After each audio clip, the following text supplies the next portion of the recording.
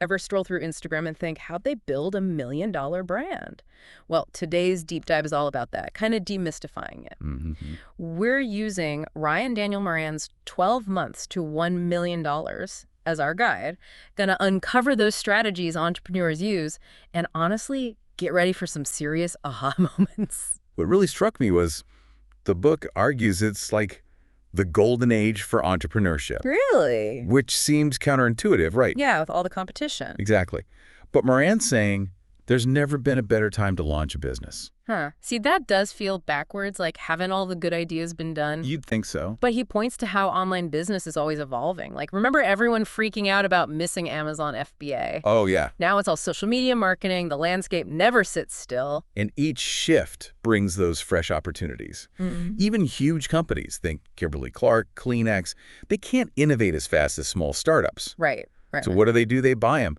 It's not about having all the answers in-house anymore. If you can't beat them, acquire them. Exactly. But it makes sense. Those smaller brands, they've got their finger on the pulse, that connection with their online audience. That's got to be worth a fortune. Pure gold. The book uses the example of Carl Icahn. One tweet from him, Apple's stock jumps.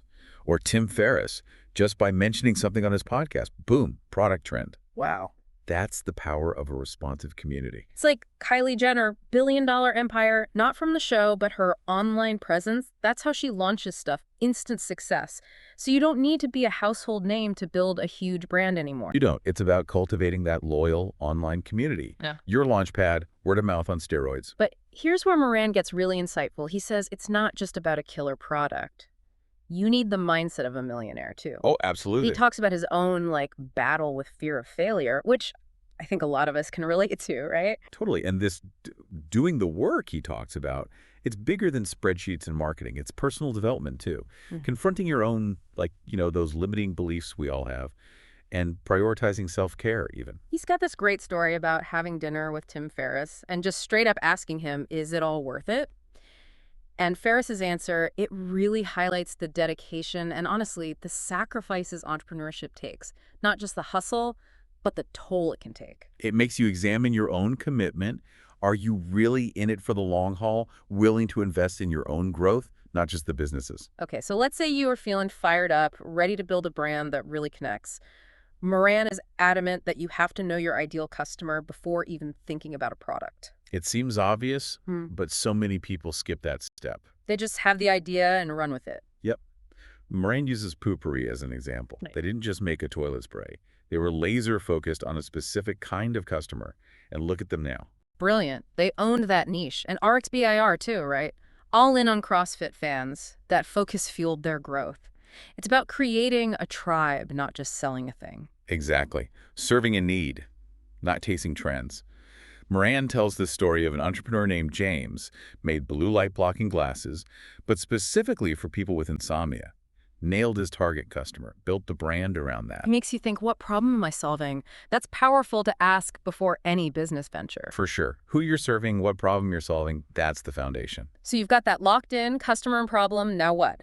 The book gets into the nitty-gritty of bringing a product to life, using Moiz Ali, the founder of Native Deodorant, as a case study. What's remarkable about him is he bootstrapped his way to a $100 million acquisition by Procter & Gamble. Wow, $100 million. Started with just $500, relentlessly testing, refining his product based on what customers told him. Talk about inspiring. The book gets into sourcing and manufacturing, even navigating Alibaba.com, which, by the way, is like this massive online marketplace for manufacturers, mostly overseas.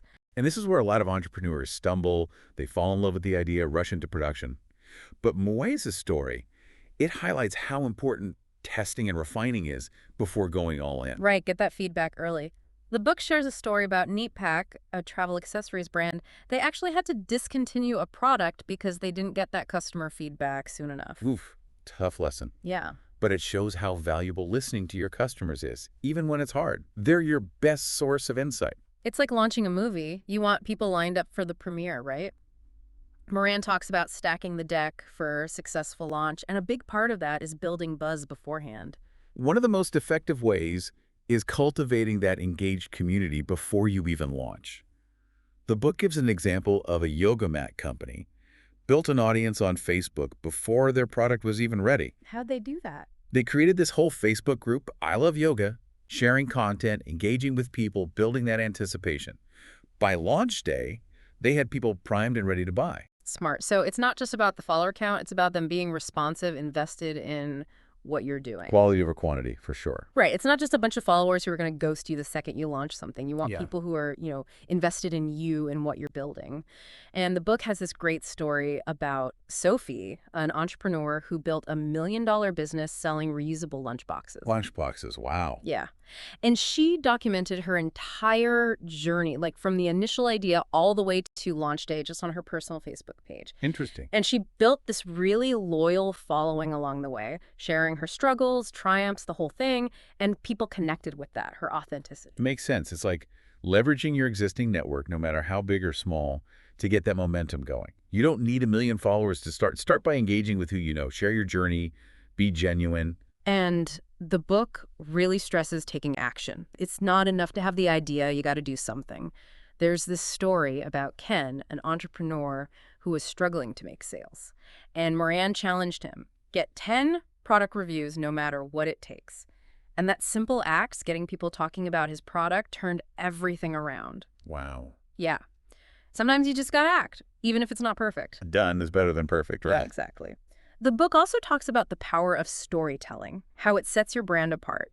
It uses the example of Roxelle. She's a swimwear entrepreneur, and she built this really successful brand by focusing on body positivity, designing for real women. She shared her own struggles finding swimwear that made her feel confident and that resonated with people. Of course, your brand story has to be authentic, connect with your customer on that emotional level. Yes. And the book shares the story of Marvin, an entrepreneur who found success by building those one-on-one relationships with his customers. He'd reach out to them directly, ask for their feedback, then use that to make his product and marketing even better. He understood that his customers were his most valuable asset. Building those direct relationships, it's crucial. Listening to your customers, really understanding their needs, making them feel seen and heard. Okay, so you've launched, you're gaining traction, now you're thinking about scaling to 7 figures and beyond, which, congratulations, that's huge. Huge. But it comes with a whole new set of challenges, right? Absolutely. Scaling a business requires a different mindset, a different set of skills altogether. The book uses the example of Quest Nutrition, the protein bars, and how they went from making bars in their kitchen to this multi-million-dollar brand. It's a really incredible story of growth and innovation. That's amazing. It is. They started small, just like so many entrepreneurs, but they were laser focused on building that loyal customer base, constantly innovating, staying one step ahead of the competition.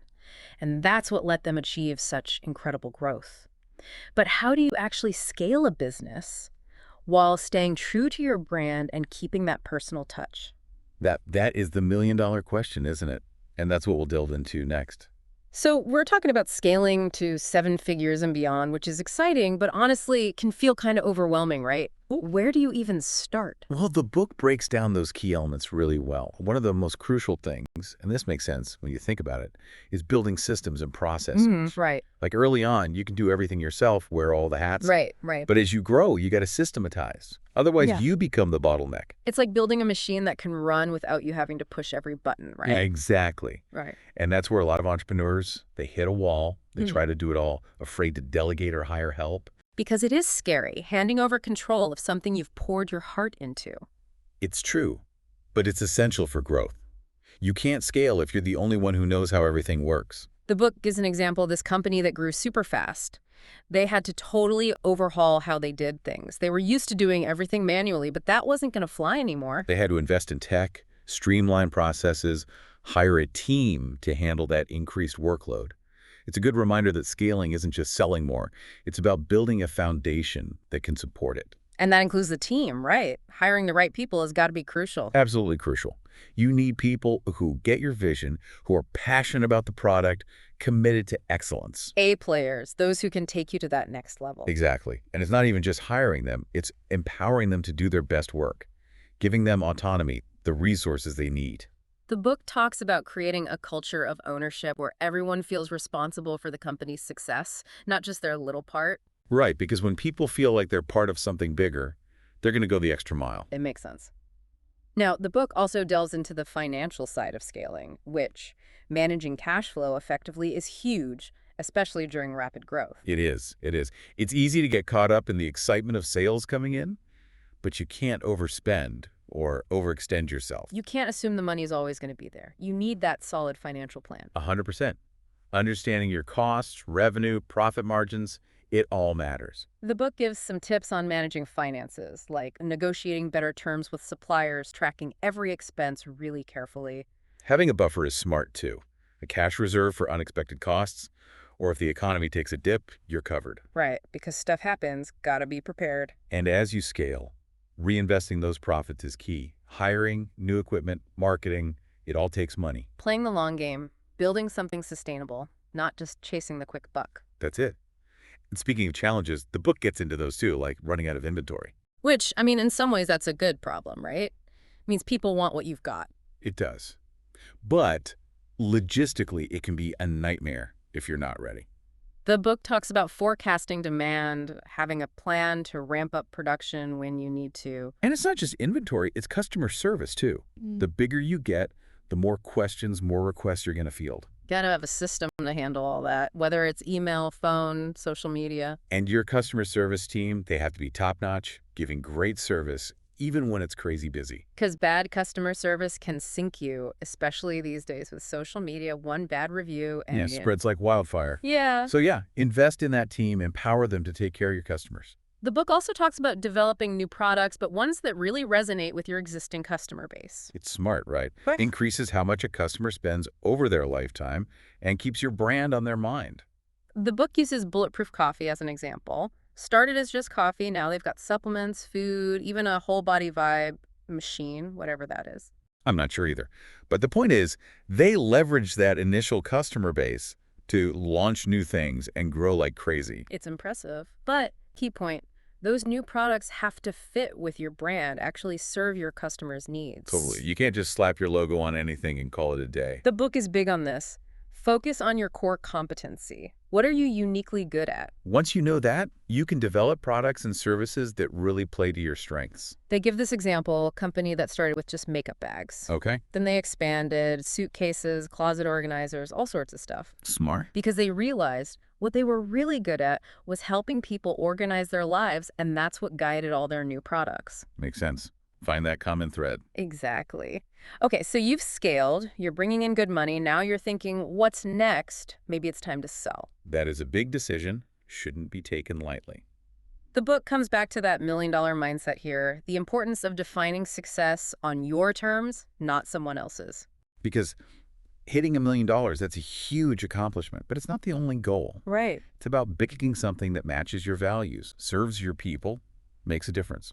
The book talks about those pitfalls entrepreneurs can fall into once they are successful, like chasing vanity metrics, losing sight of their core customer, and all the noise. It's easy to do, get caught up in the numbers, the followers, the likes. You want that external validation. It's tempting, for sure. But true success, Yeah. that comes from within. It's about being proud of what you built. And if it makes a difference in the world, even better. It's so easy to get caught up in the outward stuff, the metrics, the praise. But if it's not fulfilling you personally, It's meaningless. right. And that fulfillment, it's different for everyone. Some people, it's a legacy they can pass down. Others, it's freedom to travel the world, whatever lights you up. The book's big on this. There's no one right answer. What matters is that you've defined what success looks like for you. 100%. And you're building something that actually supports that, not just chasing someone else's idea of it. The book shares Moran's own experience selling his first business and the lessons he learned, especially about negotiating from a place of strength, knowing your worth. So important. It's easy to undervalue what you've built, especially if you're, maybe a first-time entrepreneur. He talks about how he almost took a really low offer just because he doubted himself. I've been there. Then he realized, wait, I built something valuable here. I deserve to be compensated fairly. It's a good reminder we got to advocate for ourselves, not settle. The book gives some tips on negotiating a sale, like understanding the buyer's motivation, having your walkaway point clear in your mind beforehand. And having the right people on your side. Yeah. Advisors who know this world, mergers and acquisitions, it can be cutthroat. It's not just about the money, it's protecting what you've built. And the book also talks about, okay, you sell, then what? What's the vision for your life? Because some people, they're serial entrepreneurs, they'll launch something new right away. Others want to invest or finally pursue those passions they put on hold. There's no right answer there either. Moran actually shares that he felt lost after selling his first business, even though he was financially set. It's like money didn't equal happiness in that moment. It rarely does, long term, right? It's about Crazy. finding your purpose, that alignment with your values. That's what brings true satisfaction. The book talks about defining what a great life looks like for you. Not just the money, but your passions, what truly makes you feel alive. Once you know that, you can start making choices that support it. Makes sense? Aligning your actions with your vision. Exactly. And that brings us to the end of our deep dive into 12 months to $1 million. It's been great, honestly, really insightful stuff. I've had a few aha moments myself, especially that whole thing about building the brand and the community, how powerful that is even for small businesses just starting out. It's not just what you sell, it's who you're connecting with. For sure. That's huge.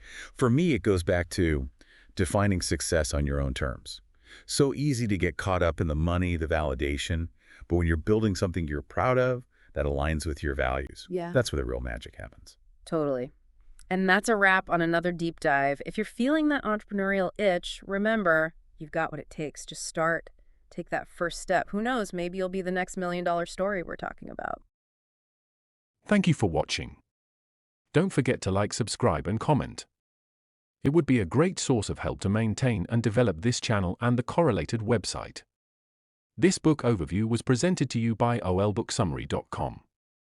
Are you interested in more insights into personal development books or motivational and inspirational books?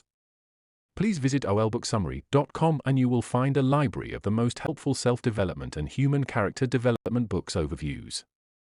See you soon with the next books overview video.